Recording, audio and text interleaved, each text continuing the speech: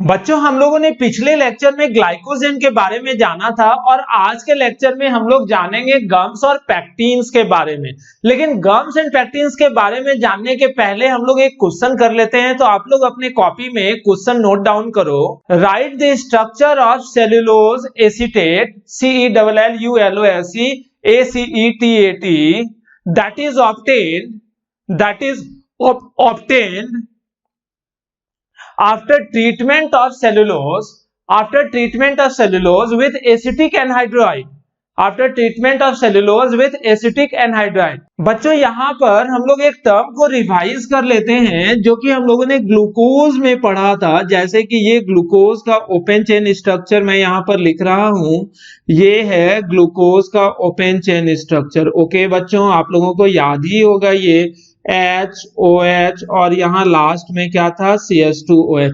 जब हम लोग ग्लूकोज को एसिटिक एनहाइड्राइड के साथ ट्रीट करते थे AC2O, तो एसिटिक एनहाइड्राइड क्या करता था कि ग्लूकोज के मॉलिक्यूल में जहां जहां पर OH मौजूद है उस OH में से H हटा के एसिटाइल ग्रुप वहां पर जुड़ जाता था। चूंकि इस ग्लूकोज के मॉलिक्यूल में 5 जगह पर OH है तो उन 5 जगह में से हाइड्रोजन को हटा के एसिटाइल ग्रुप जुड़ जाएगा। मतलब बच्चों यहाँ क्या हो जाएगा OAC, यहाँ OAC, यहाँ H, यहाँ OAC, यहाँ HH ही था लेकिन यहाँ OH है इसलिए यहाँ पर ACO और यहाँ पर H। तो इस कंपाउंड को हम लोग बच्चों क्या नाम दे देते थे?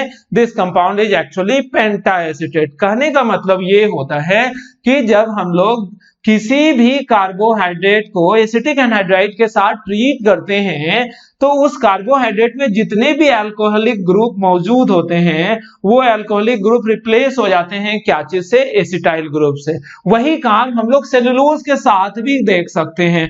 जैसे ये मैंने यहाँ पर लिख रखा है सेल्यूलोज का structure. This is what cellulose. ये क्या चीज का कंडेंसेशन पॉलीमर होता है cellulose?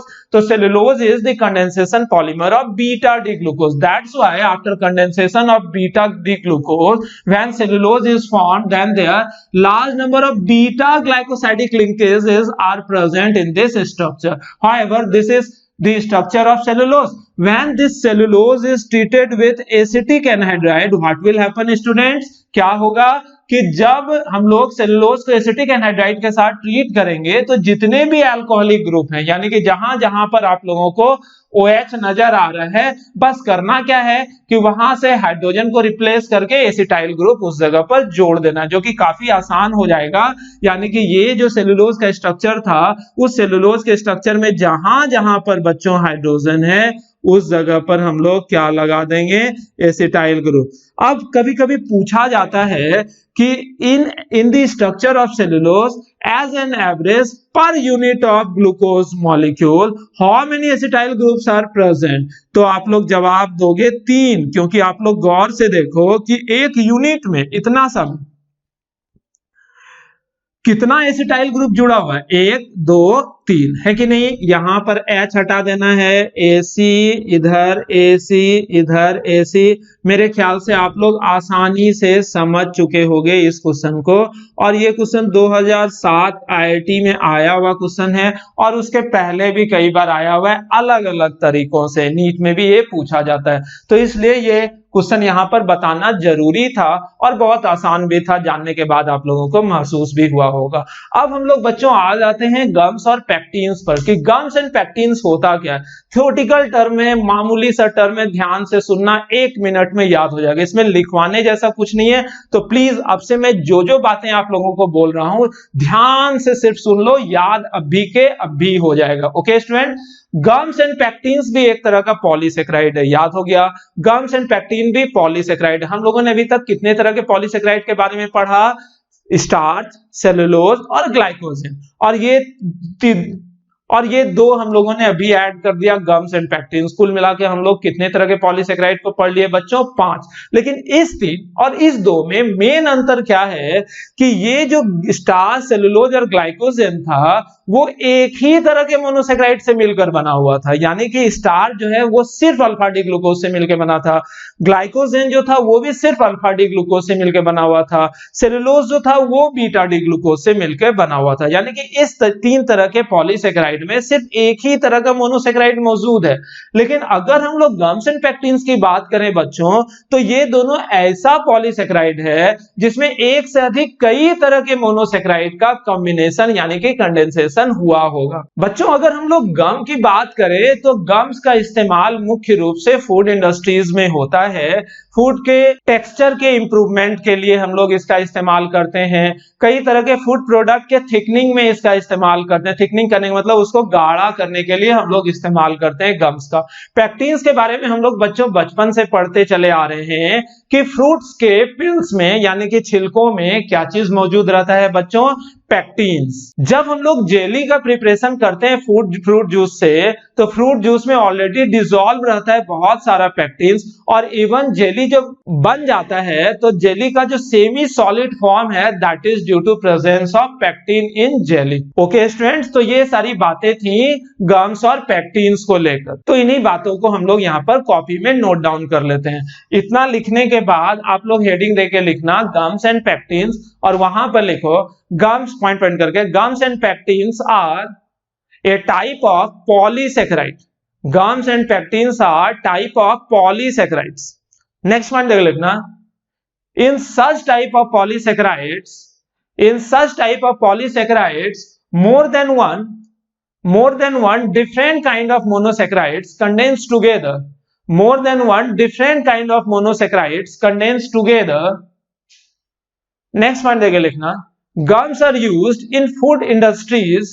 Gums are used in food industries for thickening, THICKNING, for thickening and to improve the texture of different kind of foods. And to improve the texture of different kind of food. उसके बाद next point देके लिखना, pectins are present in the peels of different fruits.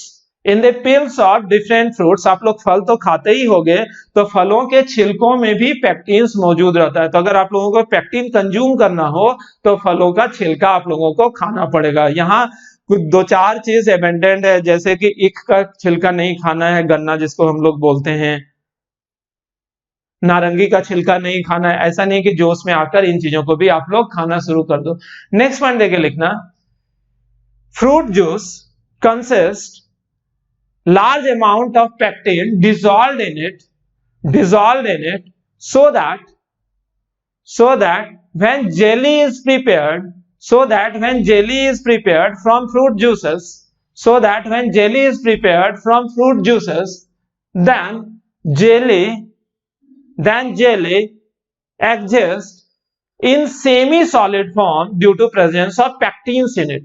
Jelly is present in semi solid form due to presence of pectins in it. यानी कि jelly जो semi solid form में रहता है बच्चों, वो पेक्टिन्स के मौजूदगी के वजह से ही होता है। तो बच्चों आज के लेक्चर में इतना ही। जरूरी बात आज के लिए यही है कि आप लोग अपना नोट्स जो है बहुत अच्छे से तैयार करके रखो, क्योंकि अगर आज आप लोग इसे याद नहीं कर रहे हो तो कभी भी अगर आप लोगों की इच्छा होगी तो याद आप लोग तभी कर पाओगे जब आप लोगों के पास कंप्लीट नोट्स बना हुआ रहेगा।